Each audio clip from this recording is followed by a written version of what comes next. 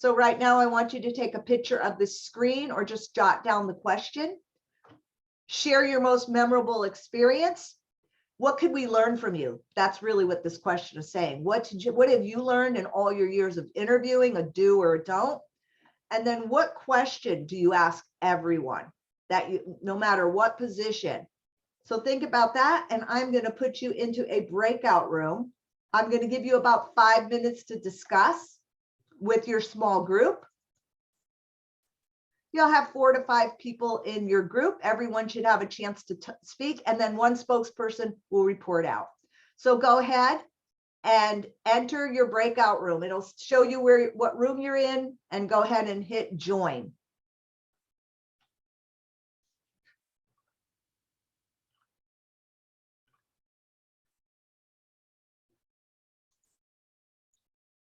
Hey, Ray. All right, we You are know how back. to do that. All right. Yeah. What did you say? That was a cool thing. I didn't know Zoom could do that. Oh yeah, you're gonna see some Yeah. more cool. You're gonna see some more cool stuff because I've been teaching Okay. on Zoom for 2 years now, so I got to use all the cool stuff. That was cool. Good. So I sat in one of the rooms and I was very impressed with the discussion. So room number 1, just quickly, an aha. What did your group come up with that you should be sharing? I think were we room 1, Rand? Oh, I'm sorry. So yeah, Bob, Debbie, Jay Smith, M. Milo, and Peter Haig. Got it. I mean, we came up with things like, you know, what's your 5-year goal? You know, who is your favorite boss type supervisor? What do you do when you're not working? That type of thing. Okay, and I'd be really careful on what do you do when you're not working, because if I say, oh, I'm a member of the NRA, you know, so yeah, I mean, you just have to be careful with that. Good for you. I was gonna say. I'm just saying, some people, and now I'm just saying for unconscious bias, you know, like. No, I got it. people- Yeah. Got Okay, it. got it. All right. Thank you. Room 2, that would be Al, Jedkin, Sander, Crochet, and Ciberon. Yeah, so I was thinking copious notes, but one of the things that we all landed on was when candidates, memorable experience was being a candidate that gets defensive, either being compared to other candidates or asking a question or prying into their resume, someone getting defensive, either not knowing or having the resume padded, and then salary discrepancies. If someone is coming in and they haven't screened a salary range, and then at the end, interview goes well, and at the end, oh yeah, we want 100K over asking. Oh, well, this just isn't going to work. So, And I think that's one of the screening questions before you even bring them in, is just to make sure what are your salary expectations? You don't have to ask, now be careful not to ask them what they're making. We know that's against the law now in California, but you can ask them what they expect to be making for the job, looking at, and remember, you pay for a job, not a person. You pay for a job to be completed. I don't care if you have a PhD,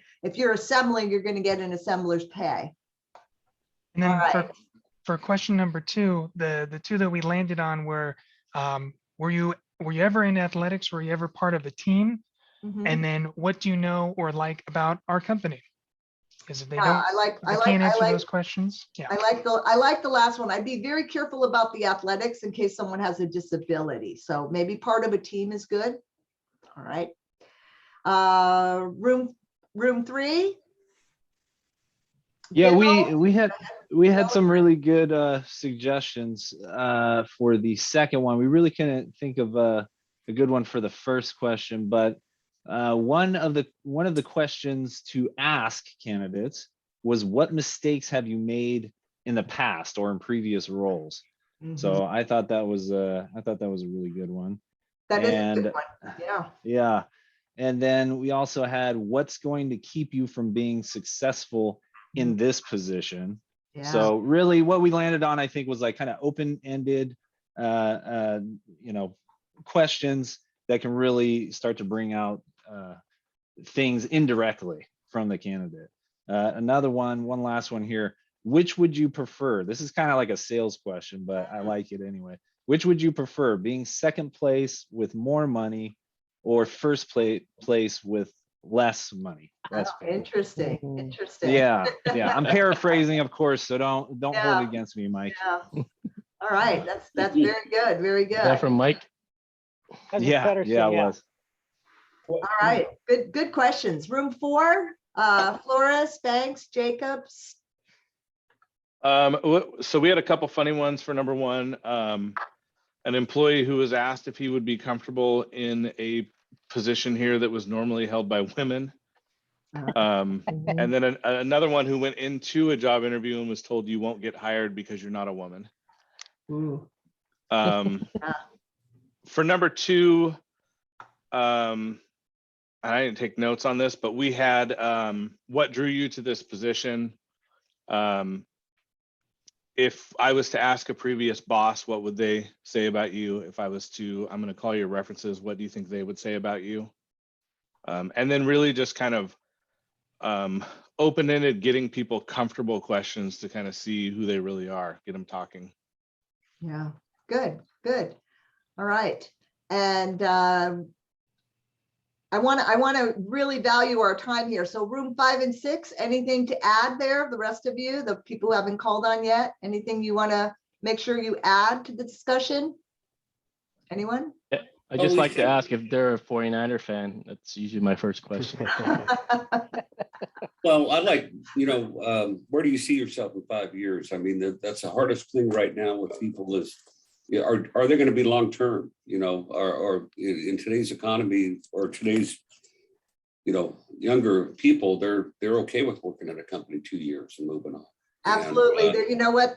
Some of our research lately is showing there is very little loyalty. yeah, and then tell me what motivates you, and, That's a good one.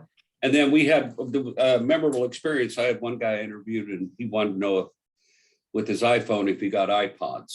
So, Okay, okay. It's always a good question too. let's see if you make it 90 days first. Right, yeah. Yeah, you right, make good it job. 90 days, you get your AirPods.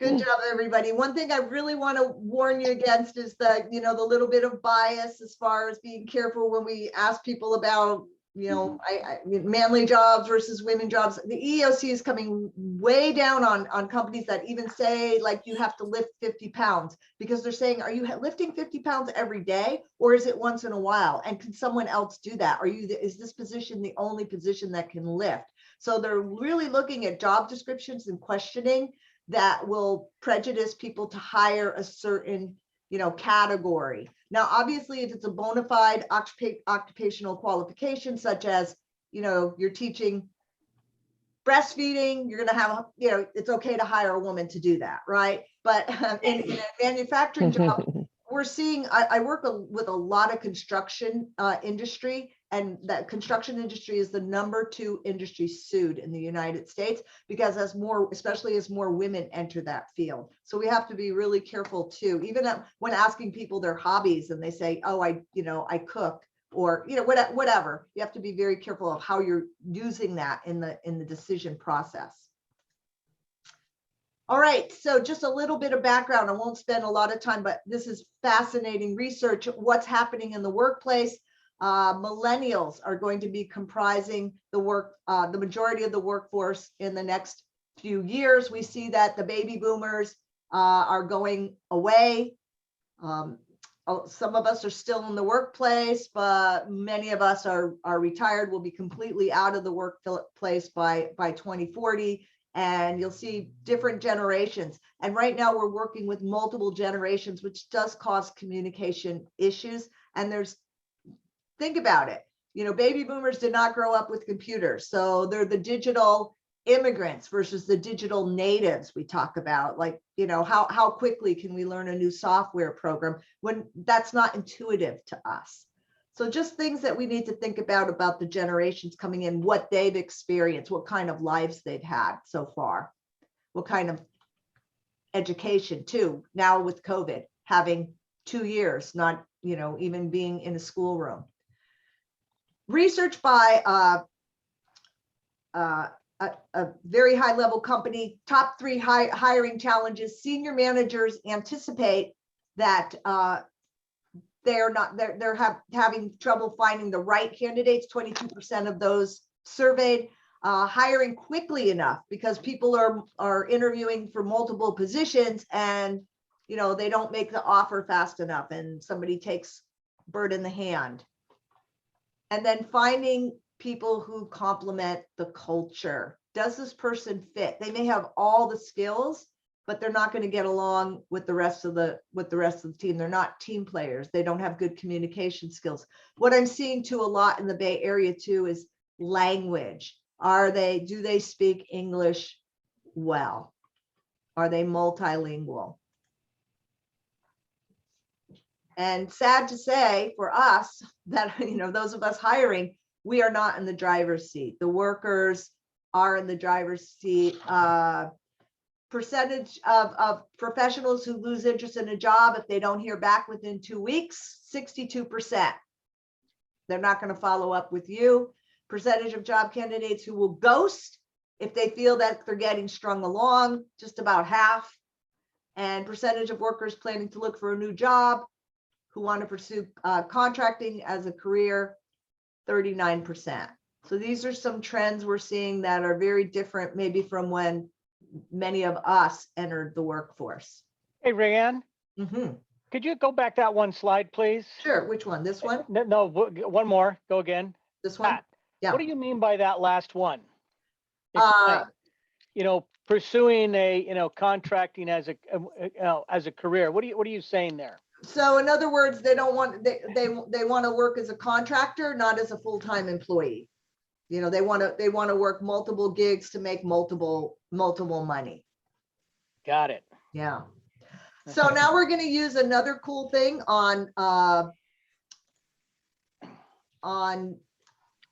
Zoom. You just got, it says untitled poll. Yeah. Only because I didn't want to call it a quiz, but it's really a quiz and this is anonymous. So I want you to answer the questions as best you can and we'll see how many of you get these correct. All right, you see the poll? So you just go in and like number 1, you choose either true or false. You guys got it? Do you see it? Yes. All right, good. I'm getting some kind of looks like, oh, we didn't know this was going to be a test. It's not a test, it's a quiz.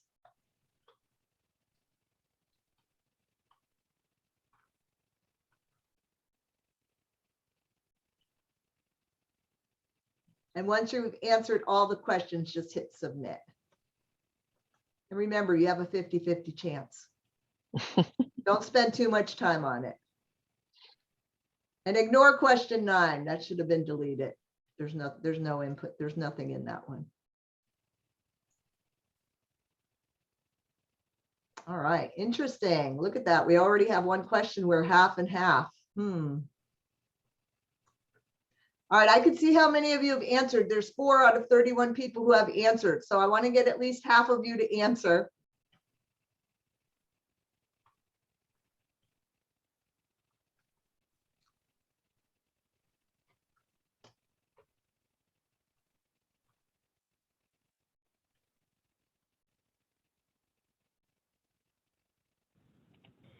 Just out of curiosity, while we're waiting, who's the #1 sued profession? Entertainment, Hollywood.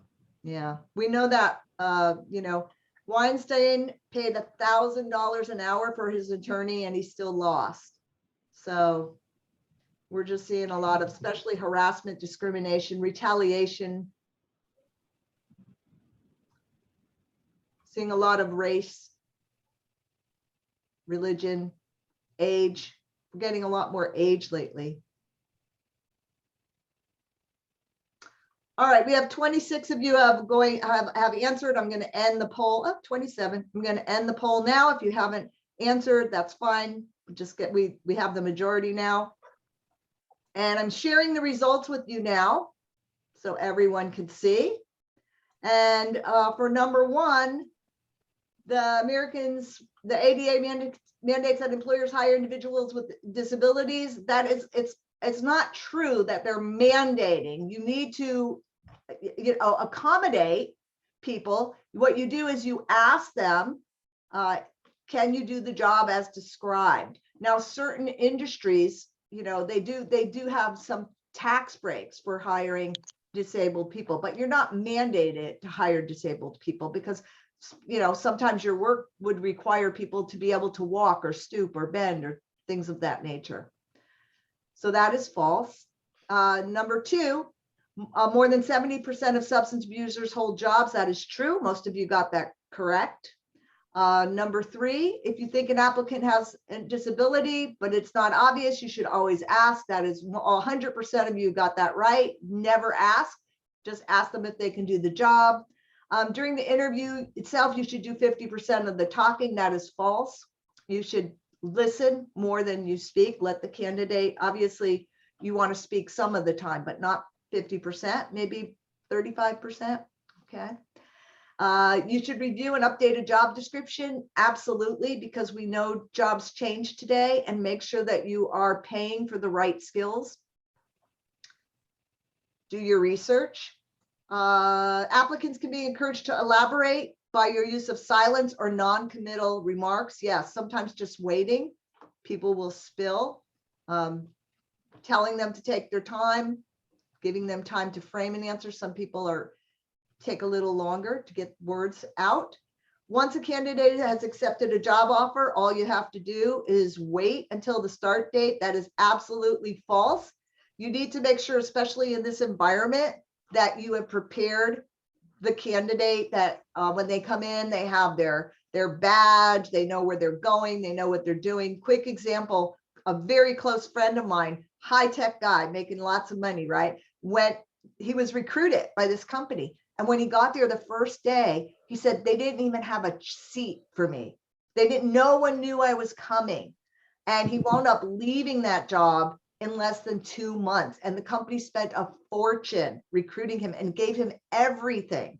I mean, this guy, when he told me, they actually gave him a new refrigerator. Okay. I mean, they gave him everything.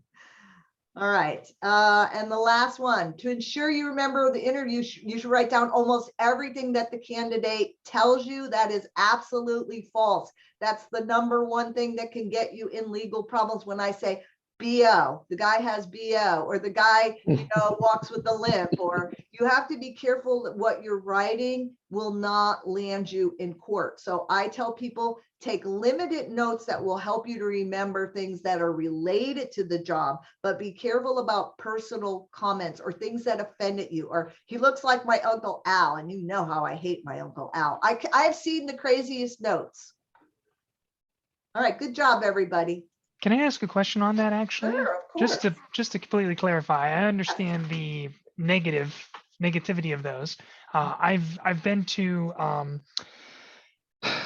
different job and career fairs reviewing resumes, and so this is where this is coming from. Features that do stand out: purple hair, taller than me, things like that describe, that keep a candidate fresh in the head. Are Yeah. those things appropriate or acceptable? And so you have to be careful, because, you know, now California has the Crown Act. I don't know if you've heard about that we can't discriminate based on hair, color, texture, or style. So there you just said the purple. So yes, I understand what you're saying, because I want to remember I've got so many people. I would just be as you know, as remember, facts don't get you in trouble, but judgments do. So be very careful with those Thank you. types of things. Yeah. Hey, hey, Rianne, Yes.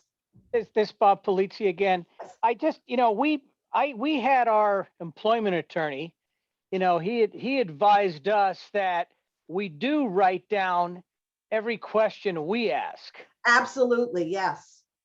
Yes. So that you Because think- then you could prove that you asked everybody. That's where we get the consistent. And that's where I think if you want to have a basic template where, you know, all assemblers are asked these 5 questions, and then you could ask more or less or probe, right? But everybody was asked these questions. So then you don't have a discrimination. Like, I wasn't asked that, and I would have had a great answer for that, right?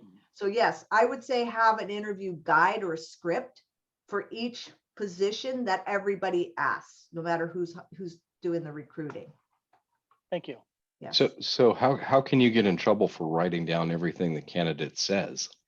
So you can write down as whatever the candidate says. What I was talking about is writing down like judgments and observations such as took too long to answer the question, or kept, here was one that I actually saw, kept dropping her glasses, seemed like she might be on drugs. Like, you can't write that, okay? You have to be, so I'm just saying, you can write the responses that are relevant, but always be aware that if a candidate says something, another quick example, one of my latest gigs was a solar company that had a woman my age come in for an interview. She knew the recruiter. She didn't get the job. And when the recruiter called the manager said, you know, she's a little grandmotherly. And they had written grandmotherly on the notes.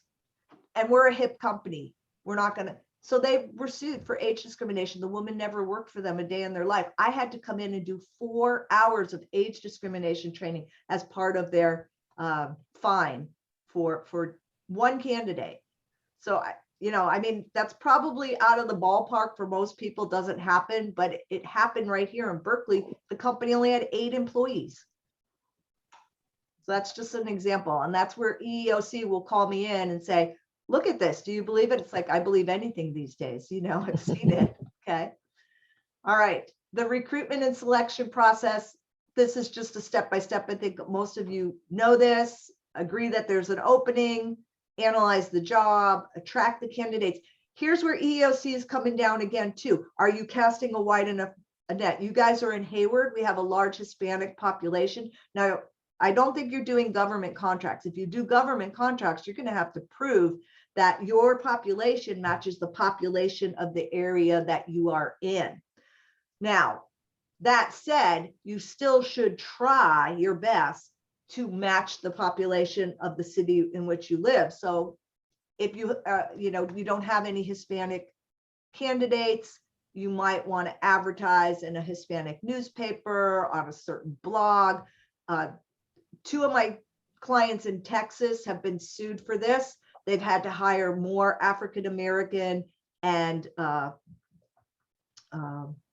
Latino workers for their assembly plants because they said, oh, well, our company is located, our headquarters is in Taiwan, so we're only hiring Asian people. And EEOC said, doesn't work that way. So just be careful, because if people file a discriminatory lawsuit, they will come in and look at where, they're going to look at your records. Where are you advertising? Who are you hiring? Are you only hiring people who look like you? Which is our common tendency. So sort through the candidates and then decide on one, and then make sure that you have a good onboarding process, that people feel like they're part of something when they come in, that you welcome them just like you would a member of the family in some ways. Have a process. Some of the things that we're looking for in the hiring process, obviously you guys have mentioned it, the motivation, the maturity. We might look at education. Again, EEOC is coming down on this a little bit. Are you requiring education, or do you say education or related experience? Because a lot of, especially African-American candidates, may not have finished college, and by not interviewing them, saying, oh, they don't have the education, you have to prove that their experience would not substitute for that education. Are we doing that as a way of weeding out certain ethnic groups? That's what EEOC is looking at today. So be careful with requiring education. You could say education or related experience. And then, of course, appearance is big, but again, we have the Crown Act in California, we have age discrimination, we have disability, built in for accommodations with a company as large as yours.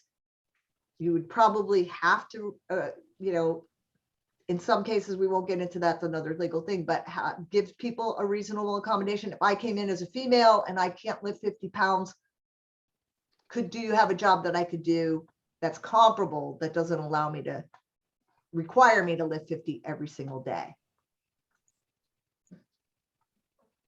So as you look at your job, really think about what are people doing And what are the skills, specific skills? You need to be as factual as possible. Do they need basic MS Word? Do they need how to know basic computer skills? You know, I'm not sure if you guys are assembling or what you're doing, but how are you testing, if at all, for these skills? And what does your job description say? In California, you have to be careful about work environment and the job, because if somebody is injured, the first thing the doctor is going to ask you for is an updated job description. So if people are bending, stooping, working in extreme heat, you need to be able to put those environmental factors and maybe even say, may have to sit at a computer for up to 8 hours a day. Quick example, true story. I wish, you know, I'm writing a book. My friends tell me you have to write a book, but it's true. One of my clients, somebody came up to them and said, you know, I have back problems. My doctor said a stand-up desk would be great. Manager said, no problem. Bought her a stand-up desk. Never checked in with her again. 2 weeks later, I have varicose veins from standing too much. And now she's off work and you got it, you know, she's got a medical claim. So you have to be careful with your job description, that it's really clear what people are going to have to do. People get, you know, women get pregnant. Where are they working in a clean room environment? What are the safety protocols? Make sure your jobs are updated for the current COVID environment too. And you may have to put, I mean, I know California is going that direction, must provide proof of vaccination.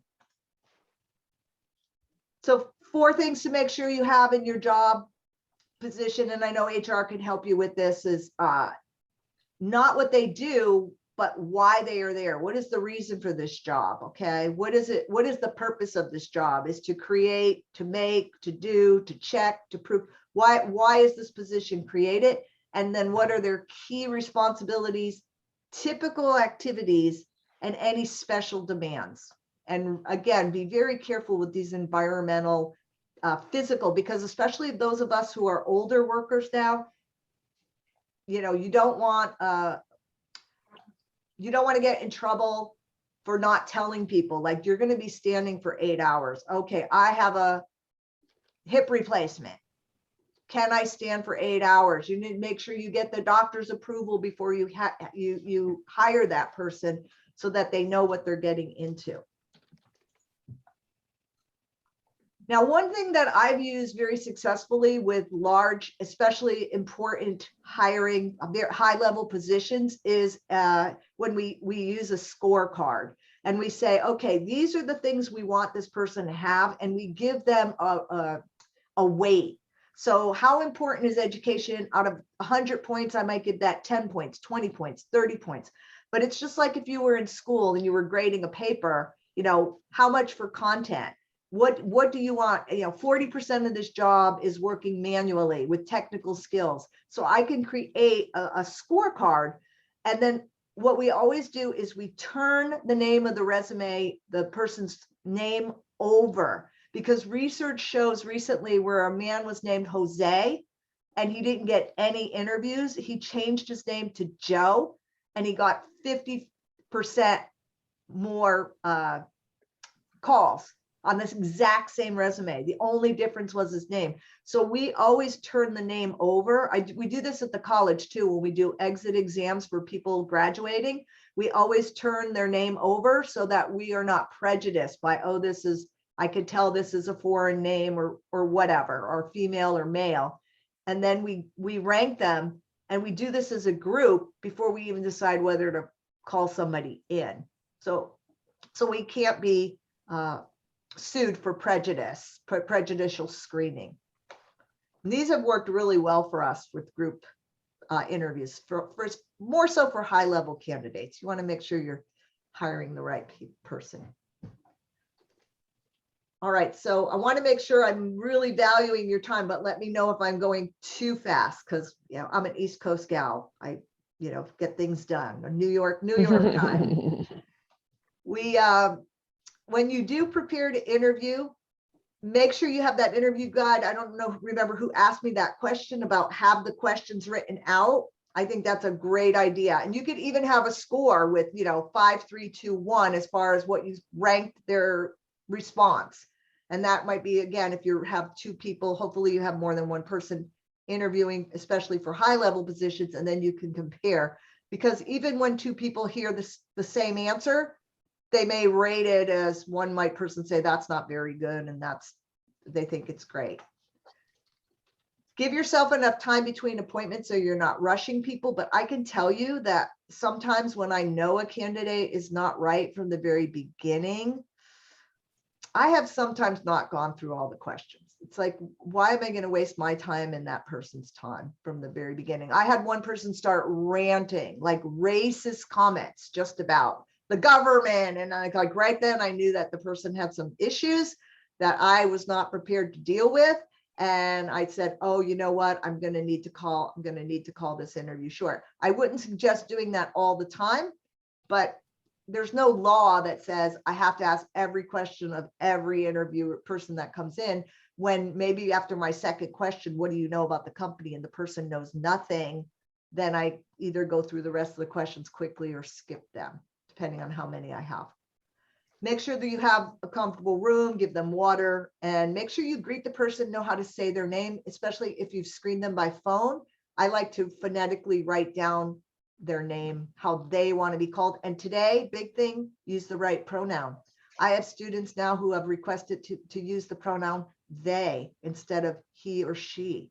And that's a big issue. Or maybe the person's real name is different from the name that they're on their resume. Maybe they were born one gender and now they're presenting as another. These are issues we're seeing many more cases of today than we've ever seen before, probably because it's easier to make those kind of changes.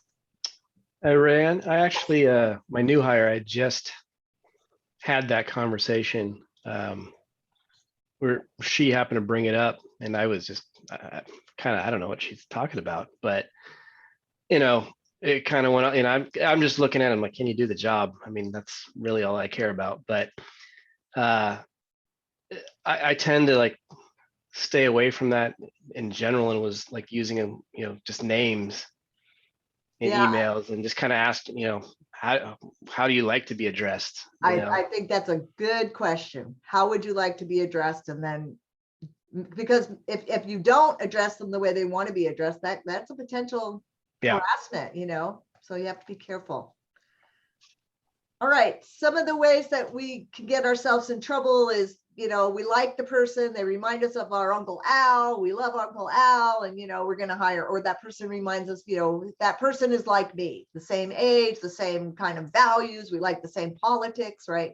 So you have to be careful with leniency and stringency, holding certain people to a higher level, giving them, I don't like this person, so I'm going to give them a harder question. We all know the halo effect, somebody who does something right, answers the first question well, and then maybe the next questions aren't so great, but since they did a great job on the first question, that's the way our brains work, right? So we think this person's an angel versus the other way. Somebody makes a bad impression on us and everything they say, we think, it's not a good candidate. So watch that. Sometimes we have a tendency to just rate everybody average, and then we have a hard time selecting. So make sure, again, that's kind of a common problem. And then, of course, stereotyping, when somebody tells you something and you say, oh, this person is, my daughter told me this the other day. She said, we went to a party and it was supposed to start at 1 and we got there at 1:30 and there was nobody there. And then the host came out and said, oh, don't you know that's Mexican time? And I was like, oh, okay. So, I mean, that's just an example of a stereotype, right? Like, be careful whenever you're judging, race or gender or anything of that sort. Anything else? Any other barriers for you that might be a problem? And I know for your industry, because I've worked in manufacturing since 1974 was my first manufacturing. Yeah, I'm old. 1974, I worked with Mack Trucks. So I'm very familiar with the manufacturing environment. And I know that sometimes females are treated differently than males. So be very careful with the stereotyping as to what people are capable of today. All right. How strong we are. Yes. So you know, your first impression with a candidate, what, you know, that can throw me off right from the get-go. You're applying for a professional position, you're not wearing a tie, you don't have a jacket on. I mean, is that a, Yeah, I think we have to be careful with that too. I mean, I've had people rolling in smelling like alcohol and marijuana and who knows what. I had a person show up in pajamas. You could tell they had not brushed their teeth or combed their hair. Yes, I've had it all. And obviously, first impressions and even being on time, that could be a good criteria. Like, did the person present professionally? But we have to be careful of, just because the person is not our standard of beauty, would that be a reason why we don't hire that person? I think the biggest problem is, what do you say? I mean, we could think whatever we want in our heads, but what do we say and what do we write down, our reasonings for hiring or not hiring? We have to be very careful about that, because everybody has bias. if you said, No matter what. if you said to someone, you know, how far did you think you were going to get without a suit on today? Ooh.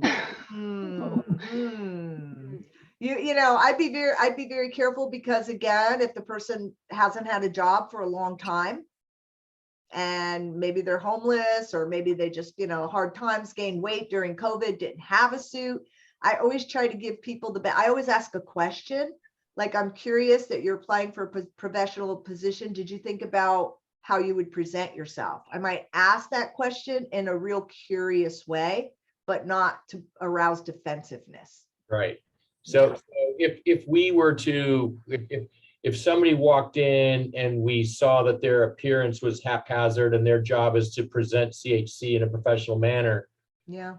and, you know, I would immediately think, okay, this person doesn't even think come in here looking like this. So now the interview is almost moot, you know, because, or, you know, I know there's people out there who try to get a job. I have friends who have people, once they get in, they're just looking for, you know, a hook, whether that's medical or. Yeah. Or sometimes people are just looking to get an interview so that they can tell unemployment that they are actively interviewing and they have no interest in the position. I've actually run into a couple of people that have told me that. Thank you. Yeah. Yeah, I think we have to be careful today. There are people who actually, I know 2 very attractive females who make their living with sexual harassment claims. So yes, we have to be careful. Hey, Rhiannon, this is Bob again. How do you handle, you know, we're in the building industry, you know, we deal with contractors, engineers, architects, everything is about communication. And when you're interviewing somebody, and very intelligent, well-educated person, but because of their accent, English could be their second language, you're struggling understanding what they're saying. How would you address that? You know, my question would be, can they do the job to your standard? Is it something you're willing to train? Does it add diversity? I mean, I think there's a lot of layers to that question, but if I have 2 equal candidates and one speaks very well and one has, you know, my customers might have trouble understanding, I would think that that could be a valid reason. We just have to be careful with not, just because we're lazy and we don't want to concentrate when that person is speaking, that we're not diversifying our staff either. So I think there's a fine line there. Is it truly a problem of ability and skill, or is it a preference or a nuisance? Curtis. Rhiannon, this is Donna. I Okay. wanted to ask you if, since it's very litigious from some of the information you're providing, would it be helpful to have a witness or like another person in the interview, just so if there is a misunderstanding, that person could say, no, that's not what they meant or said? I think it's always a good idea to have more than one person, only because we all have our own filters, and one person might see something that another person doesn't see. And I know from being a manager, you know, for many years in HR, I would sometimes say to a manager, I have doubts about this candidate. And the manager was like, no, I really liked him. And I'd say, okay. And then of course, usually, I'm not saying always, but many times he'd come in and say, yeah, I think you were right. But you have 2 people, have 2 people's opinions of the situation. Curtis, yeah, that's always good for any kind of discipline, especially if it's a male and a female, having a witness, even though you're not required of, you guys don't have a union, you're not required to, but it's a good idea to have one. Curtis, did you have a question? Yeah, there's been mention of note taking and lawsuits, and wondering what your recommendation is in terms of your decision making. When the decision's been made, do we document how we made the decision? Do we keep notes? Do we destroy notes? What's the recommendation along those lines?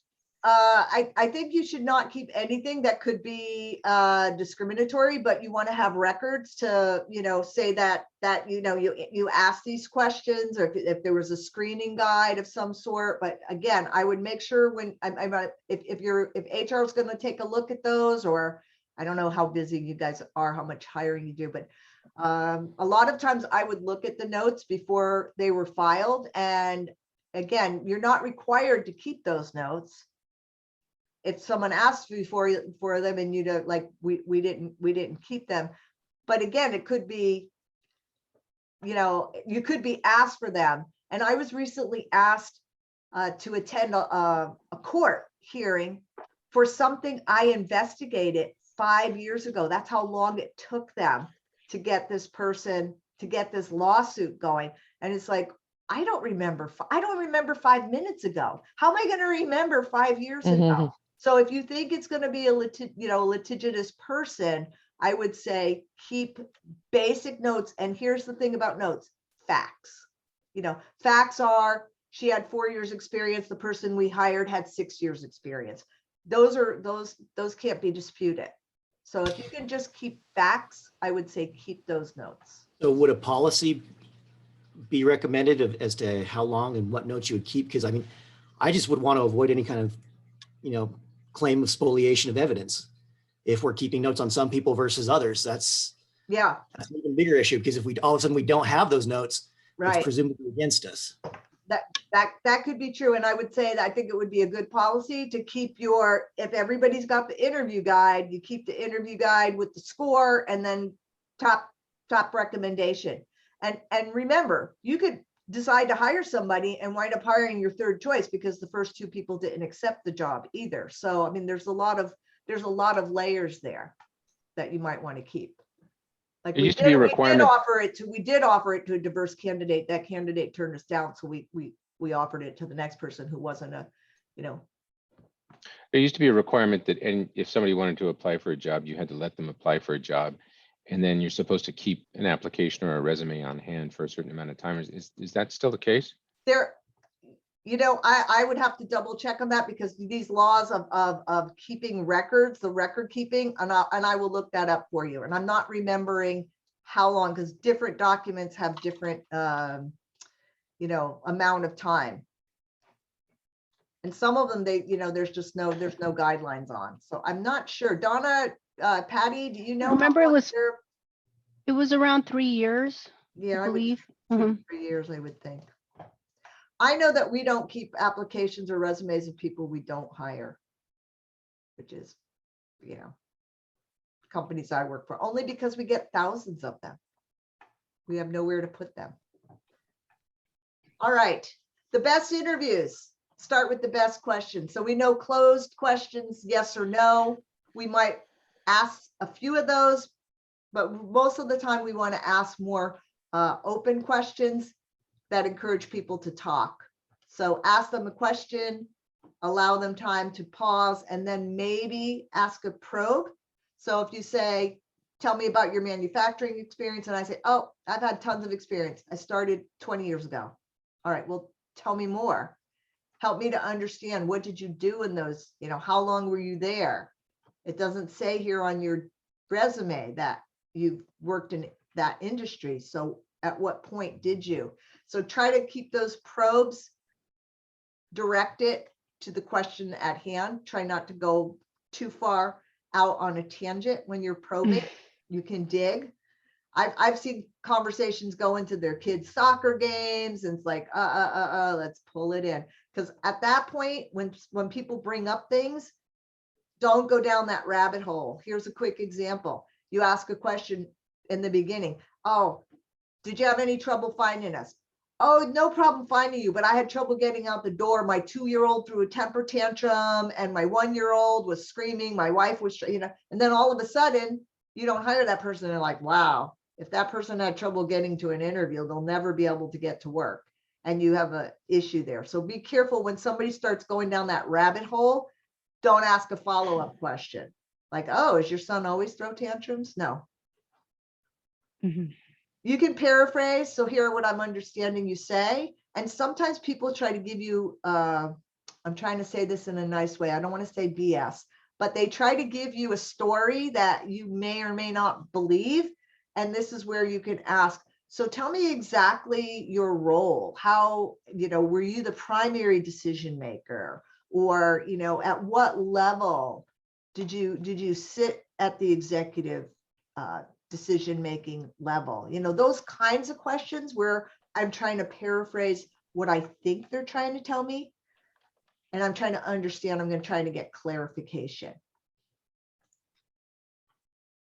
So achievement-oriented questions, how did you increase sales? How did you solve problems? How did you work as a team? How did you meet your goals? And some of these, you guys are going to get a copy. I'm not going to go over all of them, but I really like the ones you guys said about the mistakes. What skills or areas do you think you could improve? What are your strengths? And what do you need to improve? And when people say, oh, I think sometimes they're coached this way. The skill I need to improve is I try to get too much done.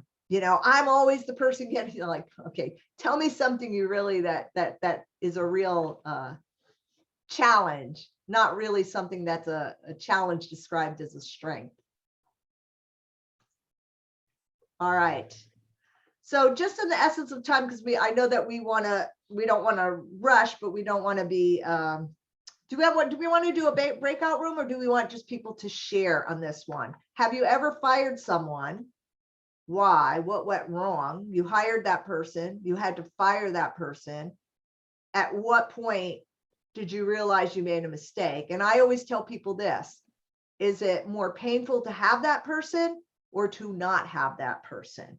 Because a lot of times people wait too long when they know that the writing is on the wall, and you're just investing more into someone who's never going to be able to perform at your level.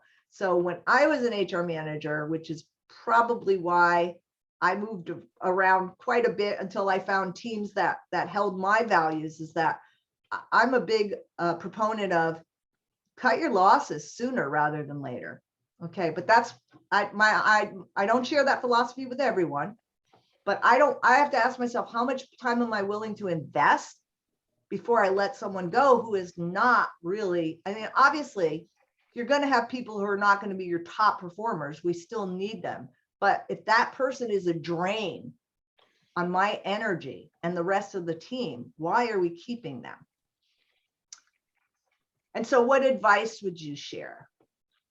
And I would share a quick example of, I inherited a woman who had been passed. I worked at the university at an administrative level for some time. And I was given this woman who'd worked at the university forever, like 20 years, really had no skills, didn't really want to work, was there to collect a pension.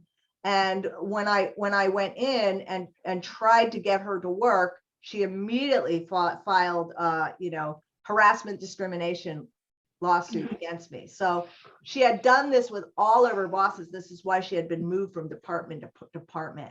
So sometimes if we inherit people, depending on your industry, you have to be very careful the way you go about trying to change their behavior, because their behavior has worked for them for many years.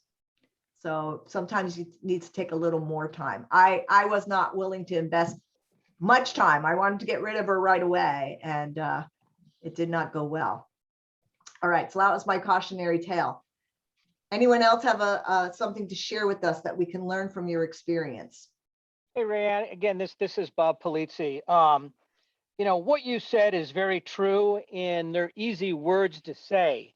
But I'm extremely guilty of this, and there's another majority of us on this. this Zoom meeting are guilty of it too, is we do wait too long.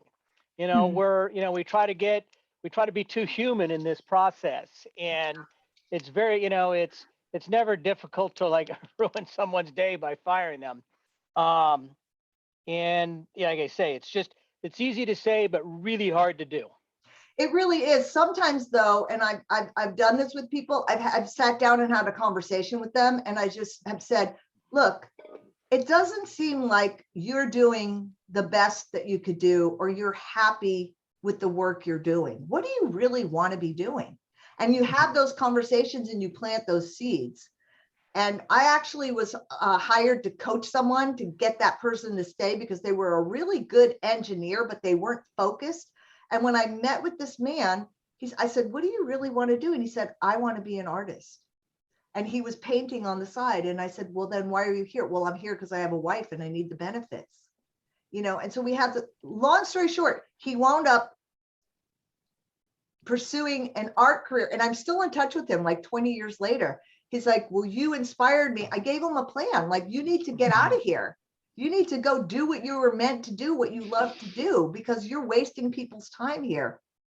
So anyway, I mean, sometimes if you sit down and have a conversation and plant the seed, I'm not telling you that you make them quit, but you plant the seed, like you might want to think about doing something else, and then they will leave on their own, and it will be their decision. And it's so much easier on people's psyche when it's their decision instead of yours. Maybe that might work. Thank you. All right, one more example before we move on.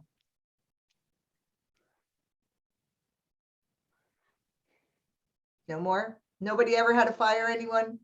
Nothing ever went bad? All right, I've got one. I was gonna say I could go if no one I else. was is gonna say gonna anything. jump in. Go ahead, gentlemen. Go ahead. Go. Go If you ahead. want to go for it, go for it. Okay, I'll jump in. I recently, just a few months ago, had to fire somebody that was a new hire. And my best advice to anybody is just do the 30, 60, 90 upfront.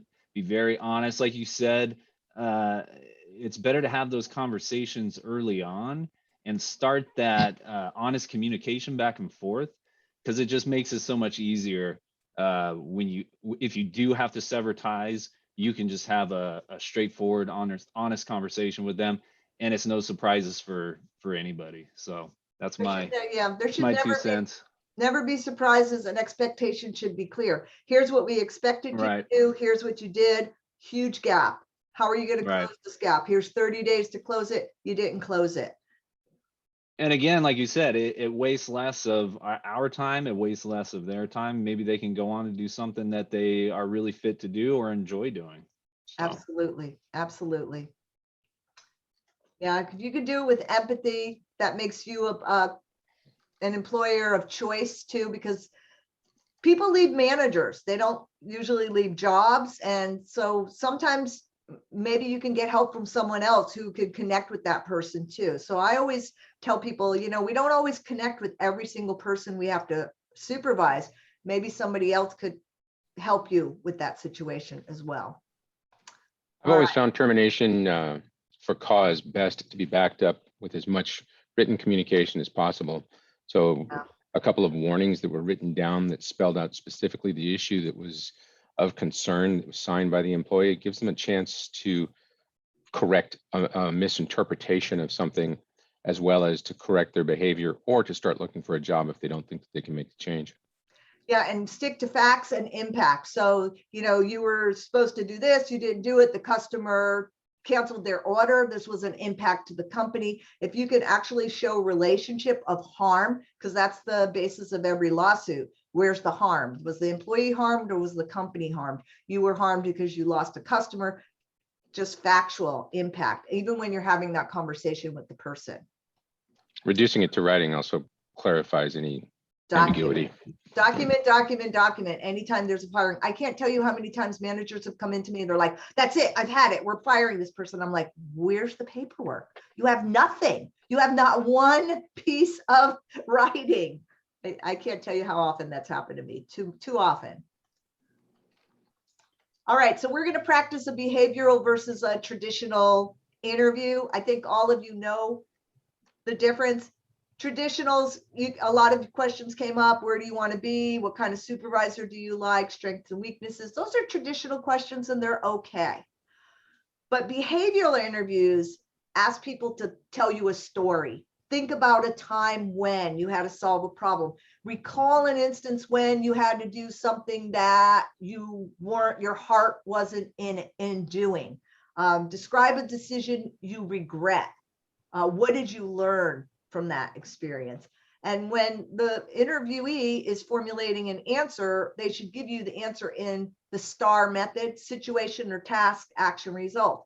Here was the situation. This is what I did. This was the impact or result. If they don't give you that, you can ask, so what was the impact of that decision? How many people did it affect? You could ask those kinds of questions, keeping the STAR method in mind. So we're going to actually put you back in breakouts, but only for about 3 minutes. And I'm going to make the breakouts really smaller groups. And I want you to think of a behavioral question that you would like to ask all candidates. There's as many candidates as possible that would work for your organization. What is a behavioral question? And then ask your partner for the question, see how they respond, and then you respond back. And then give each other some feedback as to how well you ask and answer the question. So I'm going to put you in short breakouts.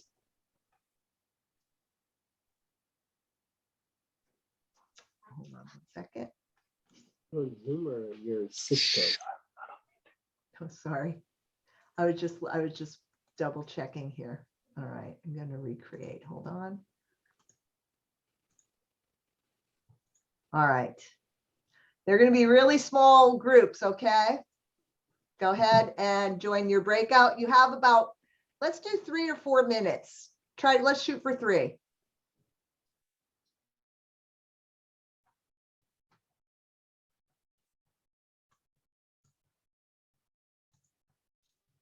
Came up with was, what goals have you had, or give me a goal that you have, and what did you do to achieve that goal? I like that. I like that. And I would probably want to word it like a work-related goal, because if somebody says, oh, I had a goal to lose weight, and you're like, oh, okay, well, that doesn't really, and that's the problem. Sometimes I have people, especially, I actually teach an interviewing class at the college, and I'll have people from overseas, and I'll say, tell me about yourself. And they'll say, oh, my mother, my father, my sister, my brother, they don't tell me anything about their work experience. So anyway, I would just try to keep it focused. Good question. What else? Is that, I understand where you're coming on that, but at the same time, if, I've been asked interview questions where it wasn't necessarily work related, but I was able to relate a story that shows what my moral makeup is, or what, if somebody tells me about, running into a burning building to help save, all these kids at the orphanage, that might be somebody I might want to have in my lifeboat at work. Right. I think that's okay. I mean, my fear is when people take that and go into an area that is going to be questionable on our decision making, like telling us about their, I had one candidate. He's like, my mother had me when she was 13. I have 8 brothers and sisters I have to support, and so it's like, wow, I still remember that. It's just, how did that prepare you for your job, or how is that job related? Or anyway, I think you have to be careful what you ask. That's like Top Chef. They always have that sob story when they're exactly. The judges ask them a question. And you feel like they should get the money even though their food is lousy. Yes, every time. Exactly. All right, any other ahas? So how did we answer the question? Be careful here, because we want people to answer the question the way we would answer the question. And remember, some of the people we're interviewing, they may not have been raised in the US. They may not have good command of English. Be careful on how we judge the response. We want to judge the content, but sometimes the delivery is where we focus, because the nonverbal gets more emphasis than the verbal. So just be careful there with the accent or the word choice. really go for the quality. All right. One other type of questions is the critical incident. And these are stories. We ask them to tell us a story, and they're valuable because we can get data. We can gather it from many sources. We can create behavioral questions, and we can also communicate job expectations. So here's an example. You're trying to simplify a process, but people are very busy. They don't see the importance of the project, so they're not cooperating. What would you do? So you give them a real life scenario, like something that happens in your workforce all the time, and you ask them to solve it. So right now in the building field, I mean, I'm working with a lot of construction companies. I know materials, the prices have gone up. We priced a job at one cost, and now it's, you know, we've got overruns. How do we address the client about the extra expenditures, about the extra costs? Or maybe we ran overtime because it rained, we lost power, this wasn't, you know. So you give people that and you say, what would you say to the customer? What would you do in this situation? We had an incident with one of the companies I work for where they were transporting a very expensive piece of equipment and it fell off the truck. What would you do when a $20,000 piece of equipment falls off your truck in the middle of the freeway? And the answers were incredible because this was a real incident. That happened to us. Really? Oh, okay. Call Bob, everybody. Okay. Actually, it was only 20,000. No, that was more than 20,000. The Tesla skid. Wow. I mean, that's a really good critical. I mean, depending on the level that you're hiring, that would just show their thought process. Would they do the right thing? I don't know if you guys read it, but there's a lawsuit going on. I guess very recently, there was a woman raped on a train in Pennsylvania or New York, and multiple people took videos of it, but no one called 911. And now they're talking about prosecuting those people. So, I mean, that would be, I mean, we're not talking about that instance, but that's an example of what would you do if you saw someone being harmed or being taken advantage of, being treated differently at work? What would you do? Because a lot of people, I've had them, even in my workshops, people tell me, not my job. I don't get involved. People's business is people's business. And I think, is that the person I want on my team? All right. So when you are listening, remember there's the message, there's the underlying message, and there's everything that goes with it, which is tone of voice, sincerity, authenticity, word choice, a curious nature, tone, all of those things come into play. So it goes both ways. The interviewer is watching you and you are listening for data. All right. So turn off those filters. Rather than go into a breakout room, tell me a challenging situation. Explain a challenging situation either as the interviewer as the interviewee. And we're just gonna all listen, and then someone will ask a question. So what was a challenging situation you had fairly recently? What was a challenging situation? We're all putting on our listening ears now. Anyone? During an interview? Yeah. Did you have a challenging situation?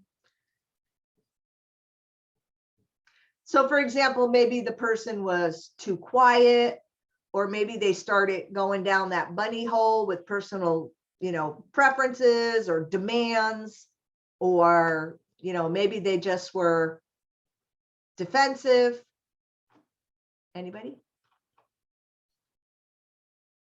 I'm sorry, can you hear me? Oh, I can hear you now. Go ahead. It wasn't most recent, but it was a couple months ago where we were interviewing someone and they did not answer the questions directly. It was always beating around the bush, changing the subject. because I guess that was a defense mechanism to not answer the question. Maybe they didn't know the answer or didn't know how to answer. And I would just break down the question in detail for them. Okay. So what I'm hearing you say, and I'm practicing active listening, what would you say to Miss, is it Siveran? What would you say? Now, she just told you this. How would you respond to that? To show that you were listening.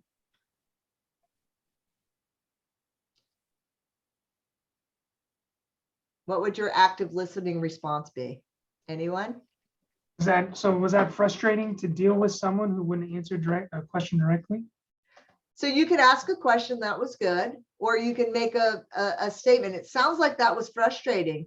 Tell me more about how you broke down the question. Did you ask it in parts, or did you, or and I would want to know at the end of breaking it down, did you still hire the candidate, or did the lack of communication prevent you from doing so? So I don't know.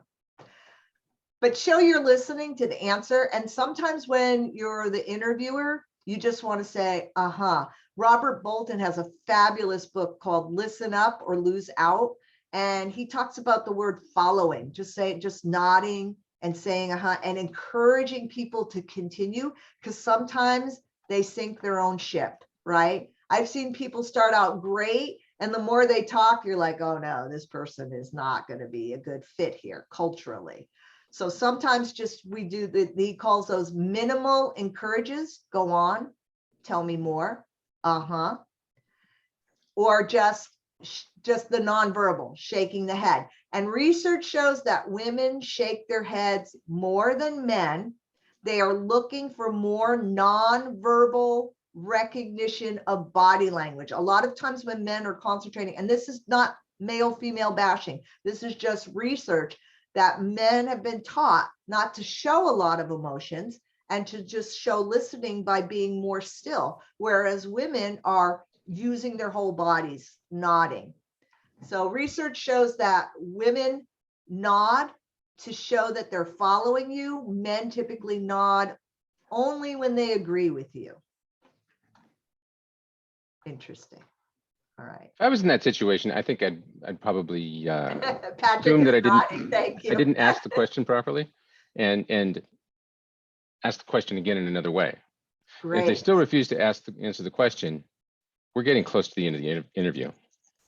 I love that. One of the colleges I worked for, because I teach a class, I teach an English second language class as well, because I love teaching. And so they told me I had to ask a question 5 different ways because the people who don't understand it. And that was really challenging, thinking about how would you ask that in a different way? But if it is a challenging question, have another way to ask it. We're almost done. We're going to be wrapping up very shortly. Some of the difficult people you might have, people who are silent, some people who are telling lies, you can ask them, when was that? Have them stick to facts.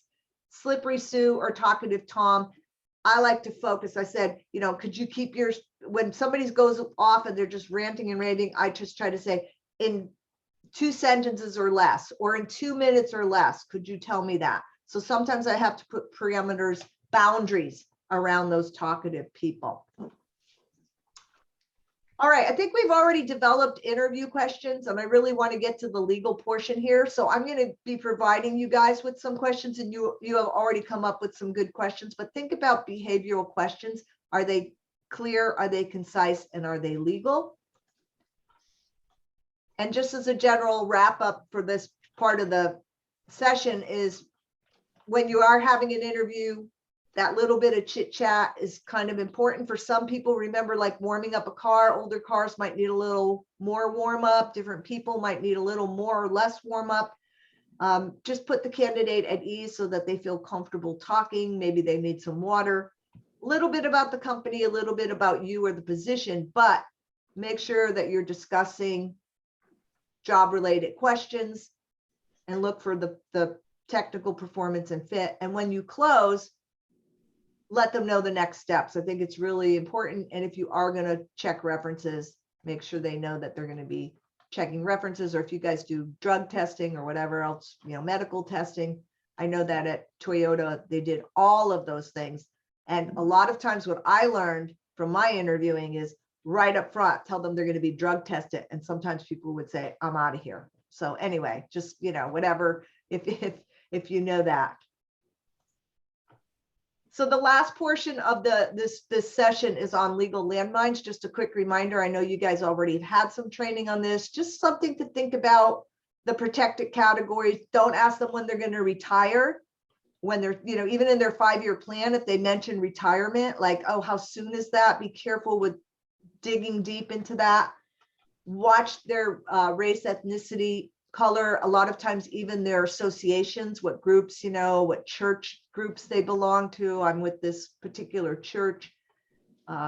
Questions about their gender or sex, that could come up when we discuss pronouns. Just be very careful about that.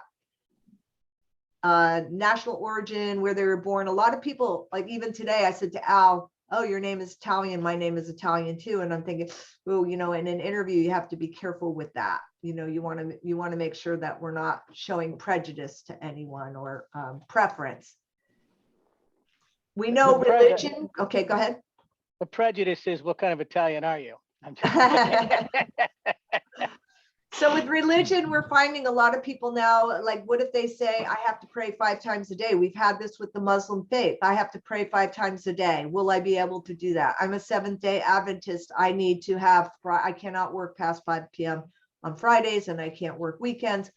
We don't ask about their specific religion. We say, it's, this is the schedule. Would anything preclude you from working this schedule? And if that's the schedule, you have to decide whether or not it's worth making an accommodation for that particular religion. We had a person, again, for my book, we had a person who was a Sikh. They wanted to wear a sword on their back for a week, a real live sharp sword for their baptism. And this was a manufacturing plant. When we worked in the car factory, it was like, that is too dangerous. I can't give you, so I gave him the week off. He could use his vacation, and then he didn't have enough vacation. We just paid him to stay off, but not go around telling people, because we didn't want everybody coming in with a sword, right? But we accommodated just to avoid a lawsuit. It was cheaper, right? Don't ask about family planning. I remember my very first job, again, before some of you were born, that was a question, was, are you married? Do you plan to have children? You can't ask that anymore. Are you pregnant? A lot of times people present, we don't know. Are they or aren't they? We can't even ask. And nowadays, politics, watch the bumper stickers. We've had people say, oh, I'm not going to hire a Republican. I'm not going to hire a Democrat. I'm whatever. When we walk people, if we walk them out to the car, are we looking for reasons to discriminate by their, tattoos, by their slogans, etc.? Just be very careful about stray remarks you say about the person. Oh, did you see his bumper sticker? He had an F, the name of a candidate. We can't have somebody like that here. I get all the other ones. Go Oh, ahead. sorry. Go ahead. I'm just going to say I had an interview. I walked out and I walked out to the car, and it was a good interview, but the car was a freaking mess. I mean, it was just, but there was, trash from fast food joint after fast food joint in the back seat. It was just like, wow. So it gave me that, wow, this, I don't know. And I'll admit something here now, but I would never admit it under oath. I once walked a candidate out to the car, and he had been in the interview for quite some time on a very hot day, and his wife was waiting in the car. And I thought, what kind of person makes your wife sit, like, why would she sit in the car on a hot day for hours? It really scared me about the type of, was he kind of an abuser or whatever? And I will say I did not hire the man after that. I didn't say that was the reason I didn't hire him, but that was a big, and I know that's, be very careful with that, because, we can't, just because somebody drives a Toyota instead of a, Tesla, doesn't mean that they can't do our job. So we have to be careful with our associations, because even discrimination by association is against the law, right? If somebody tells us they have a kid that's sick, we think, oh, they're going to be out. So these are questions you don't want to ask. Are you in debt? Do you have kids? Do you plan to? How's your health? Do you drink, smoke, or use drugs? Where do you live? Could be discrimination based on location. Oh, they live in Oakland. Are you a US citizen? That doesn't matter. Are you legally able to work in the US? Don't ask them if they're a citizen. Do you observe any religious holidays? How much do you weigh? In San Francisco, height and weight are actually protected categories. We can't discriminate against somebody's weight, but we can ask them, can they do the job? Can you stand for 8 hours? You know, can you lift 50 pounds? And you can't ask about salary. You guys already know that. So watch discrimination or harassment. Watch the fact disparate impact means that you're treating someone differently based on, so for example, an older person has to pay more for, you have to pay more for their insurance. So there's going to be a different impact on, you're going to make older people pay more for their insurance policies than you do for the rest of the folks. Does that have the same impact on everyone or just certain groups? So be very careful how you phrase your questions and how you set up your policies. If somebody asks you for a request for accommodation right up front, for example, the Seventh-day Adventist was actually happened with me. This woman I wanted to hire, she immediately told me, I can't work Fridays, Saturdays, or Sundays. We were a big enough company where I was able to make that accommodation. However, you have to be careful with other people working because they're saying, well, I'm not that religion, but I have to work overtime and I don't want to. So how is that fair? How can you make that fair for the rest of the group? The biggest thing that gets people in trouble, according to attorneys, are stray remarks, things we think nothing of. We say it to someone and that comes back to haunt us. All right. And be very careful of inconsistent treatment. We are people. I know I have 3 kids.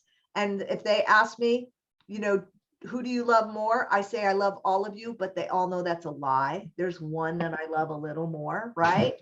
And it's like that with our employees. There's always somebody that's going to be the easy go-to person that, if I go to John, he's going to get it done. He's not going to give me grief, but other people see that. And it's going back to your kids, like you love him more than you love me. And it happens in the workplace too. So just be careful how you handle those types of situations and be ready with an explanation.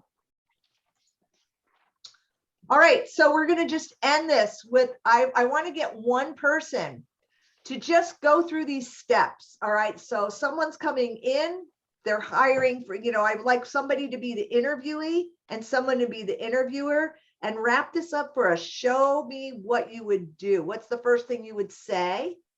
How would you describe the company? How would you describe the position? And 1 or 2 questions you would ask, and then we'll critique you. So I need a volunteer, 1 person who will be the interviewer and 1 person who will be the interviewee. Who will volunteer? Anyone? Anyone hear me? I wouldn't mind getting critiqued. I'm currently looking to fill a position anyway, so. All right, so you will be the interviewer. Who will be my applicant? I can be the applicant. I don't know anything about your company. Would you like me to be the applicant? Or would somebody else like to be it?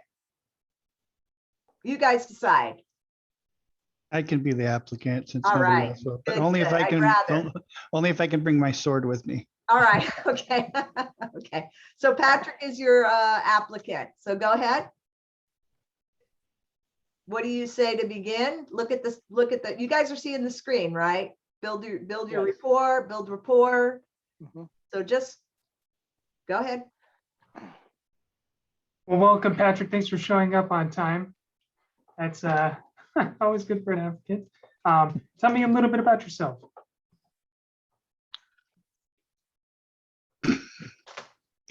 Sure. I'm a IT manager in my current position, and I'm looking for maybe a larger company with more opportunities. And I'm into video games and really interested in history and the Civil War and, World War II. What else you want to know? No, that's fantastic. It seems we have a lot of things in common. So you're mentioning that you're looking for a larger company. We are growing every day more and more. So this is definitely a place where potentially you can grow into. Our company is in the HVAC industry. We're a manufacturer's rep, and I'm part of the side of the company that is into fabrication. So we take products that the company is able to purchase and sell, and we package them to single systems.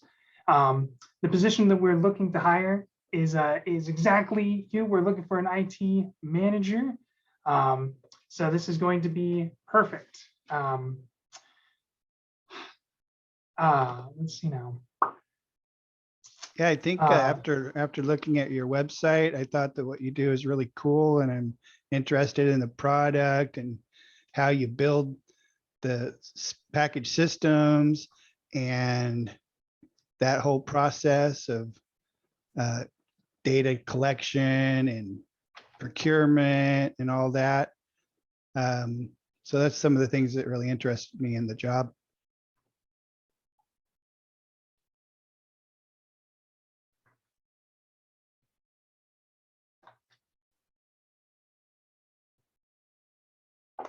Excellent. So it's just some probing questions. Trying to think of some off the top of the bat. Have you ever read a pump curve before? A what? A pump curve. Yeah, I was at my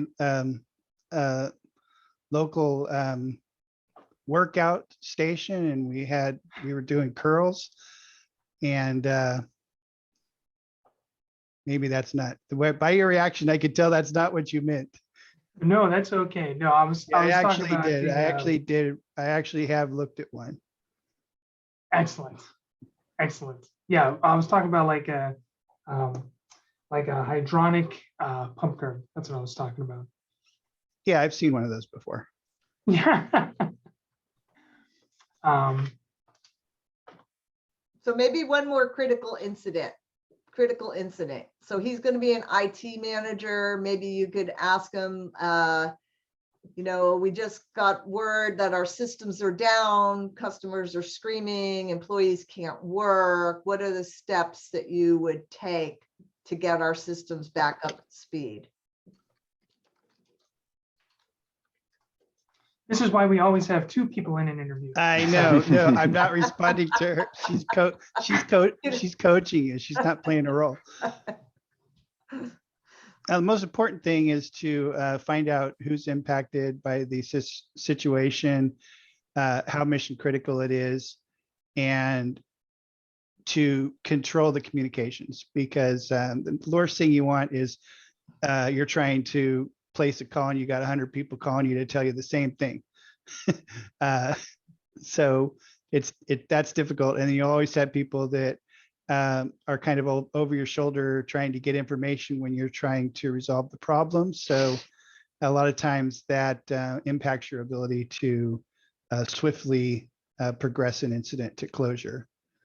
So just for the time, you actually even might want to give me an example of when you had to solve a critical IT problem at your previous employer too. You might want to have them more specific, because right now, if I were probing and I were interviewing, it's like he has the right answers, but they're all really general. And I would really like to delve into it and maybe even say, it sounds like you know what you're doing. I'd like to get into specifics. Can you give me a specific example of when this happened? So I know that I just want to, for most of the people on this, they're going to have to try it themselves. How would you wrap up the interview? What would you say at the end? And there's something in here, I put a clearinghouse question. The clearinghouse question is there anything else I should know about you that would help me to make a decision? So that's a clearinghouse question. So even the employer or the interviewee or the applicant can ask the clearinghouse question. I always ask, what what concerns you about my ability to perform this task? Is there anything I've said or done or in my resume that would prevent you from hiring me? And so I ask questions like that. I don't think some people don't like that question, but I ask it anyway. It's a clearinghouse question, right? So how would you wrap up? Is this a general question or is this me? Yeah, no, that's you. How would you wrap up the interview? That's me. Yeah.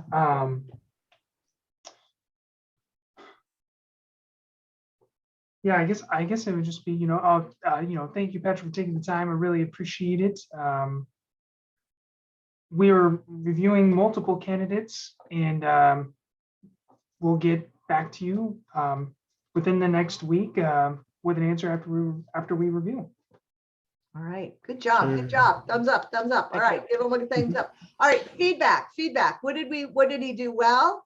And any suggestions? So specific feedback, go ahead. Hey, Rayanne, this is Bob Polici again. I always get, on this question where it's like, hey, tell me a little bit about yourself. I mean, my instant answer to that is, what do you really want to know? What are you looking for? I mean, that's kind of a loaded question to ask. And, you would kick it back right away. What do you really want to know?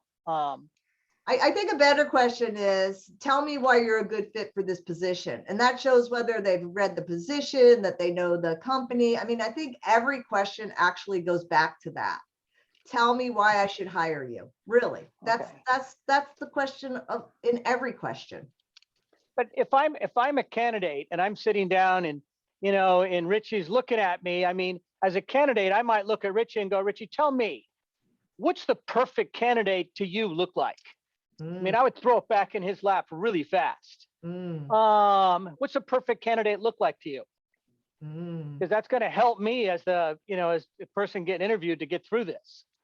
I need to take some poker lessons from you. I have chips. All right. So one little feedback, I would say that the warm up needed just a little bit more, obviously, for time, but what's your name or how I should pronounce it, or, do you have any trouble getting here, or, tell me why this position caught your attention, anything that's more of a warm up before you get right into tell me about yourself. So I would say just a little bit more warm up to put the candidate at ease. And of course, you'll have your questions in front of you. I felt that his answers were very general and vague. So I would say, it sounds like you have the general knowledge of the position. I'm looking for specific examples. Can you give me a story? Can you give me an example? Can you, so when you are probing, I wouldn't say it's a probing question, because I always feel like that's a doctor going inside you, probing you. But I just the image in my mind. But I think Richie would, if Richie would have had 10 questions written down, I think he would have done a great job. I mean, I thought he did a great job. Yeah. It's just, you're put on the spot and you're not ready. Yes. I think that's the importance of having your questions there, so he can just look down and start asking them. And I was going to give you that feedback. I thought you're very personable. I could tell that you're interested, you're taking notes. So you're giving the nonverbal that you're important. And that's really from the very beginning, make people feel important. That's the number one key thing that managers should do. Make people feel that they're part of a team, that they're important, that that you want them to be part of the team. I would only say one thing, and again, this is totally because Richie was on the spot. How he mentioned that we were hiring for an IT manager. This is perfect. And I'm like, ooh, depending on who you're interviewing, they might think this is a lock. This is a yeah. But I'm sure like if you have your questions out, I'm sure yes, you'd probably be not trying to fill dead air there and just say whatever comes to first thing that comes to your mouth. So. And it's interesting that you said that, because when he first started, I thought too, it was locked in, like exactly what I need. Good, we have everything coming. And then at the end, it's like, well, we'll call when do you I start? I would be. I'm like, really? Got my stuff in the car. Where's my desk? They're going to ghost you in 2 weeks. Remember the odds. All right. So what was the most important thing you learned today? What are you going to do? Who's going to hold you accountable? And you are going to get a copy of this well, Donna already has a copy, but there are additional resources and there are actually slides I didn't cover just for time that you might want to peruse. So one thing as a wrap up, one nugget I always ask people, you've spent almost 2 hours with me today. What is one thing you're going to do better or differently, or one aha that you'll share with someone else? What's one takeaway? Anyone? Rick? Yeah, I think the clarity in the questions is really important. And, you know, the rating criteria of those candidates for those individuals that are on the interview panels to rate them, right? And then the other thing, I think I always validate the technical skill set of the job with presenting it as on a scale from 1 to 10, 10 being best. How would you rate yourself and why? That's how I validate, you know, skill sets in an interview process. And that's been pretty helpful because as a, you know, if you're looking for a specific skill set, you can quickly validate if they're qualified or not, right? Based on their response, and then record that response. So I've had a lot of success in highly technical positions being able to screen or interview, you know, with that method. Great. I like that. You just have to be careful because there's something called the self-serving bias where people rate themselves much more highly than other people rate them. Well, so but take it with a grain of salt. Yeah, but ultimately their response will gauge whether or not you think they're at a 7 or a 9. Sure, right? So. sure. Other takeaway, couple more and we'll wrap up. I think preparing the questions. So I've typically gone into this with more of a seat of the pants, kind of a human connection, get to feel what this person's like. But I can see that, you know, having the questions, you know, laid out might be extremely helpful. And make sure the questions match the job description. So you look at the job description and there's 5 things that are essential. Those questions, those are the key questions you want to be asking. Great. Anyone else? All right, Q&A. Any questions for me? I know I did a lot of talking, but I hope you enjoyed the breakout sessions and the poll and some opportunity to interact with each other because there's a lot of experience in this room. I've got a question. On each other. Yes, go ahead. As an HR professional, I have a question for you. My wife and I have this debate all the time when we're driving past this particular mall that happens to have a Hooters. Everything you're talking about here today, how do they get past all the discriminatory hiring? It's really not discriminatory because it's upfront that this is our uniform, and supposedly they're supposed to protect their employees from groping or mishandling, you know, of a situation. So it's kind of like, I don't know if you heard of the Friends lawsuit where one of the writers for Friends tried to sue, saying that all of their meetings were about sex. Well, that's what the show was about, and she lost the lawsuit. So going in, you were already informed that this is what this job is, this is what their uniform is, this is the kinds of environment, the kind of clientele we have. So there was upfront expectations. And that's how, you know, obviously if they're, you know, they're raped, that goes way beyond anything. But if they're ogled, well, that's part of the role, you know. So I don't see a lot of Hooters still left.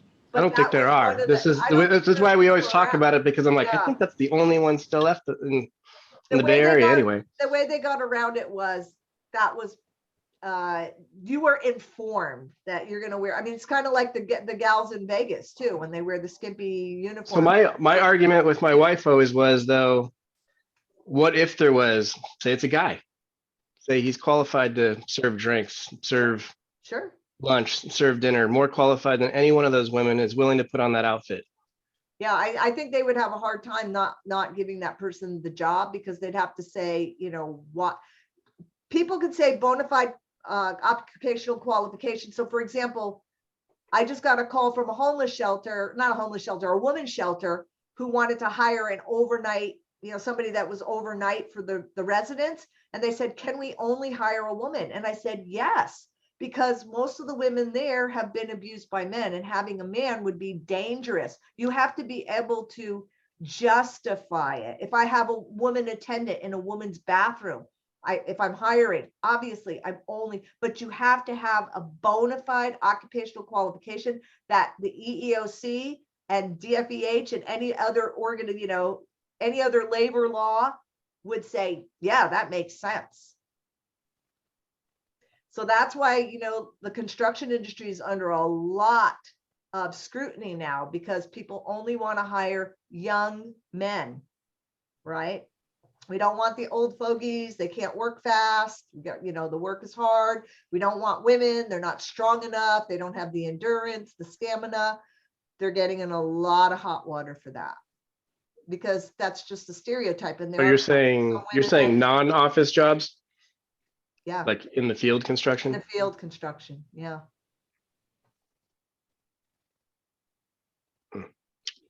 Hey, Rianne, I have to tell you, this was a very good presentation. You squeezed a lot in 2 hours. It was very well done. We appreciate it. I guess I got to ask you 2 personal questions. Mm-hmm. If your first job was in 1974, what drugs did you take? Hey, I'm a child of the 60s. I don't talk and tell, right? I don't Okay, take and tell, right? That was a good one. And just Good on the other- answer. that was a good one. That was a good one. And just I learned this because if you were alive in the 90s, I learned this from Johnny Cochran. The correct way to say BS is rank speculation. Oh, I like that. All right. Great. All right. So I learned another, very well done. Another idiom. Thank you so much. If you have Thank any you. questions, Donna and Patty know where to reach me. And as I said, you guys have access to the recording and to the slides. Thanks. I'll be again. sending the interview questions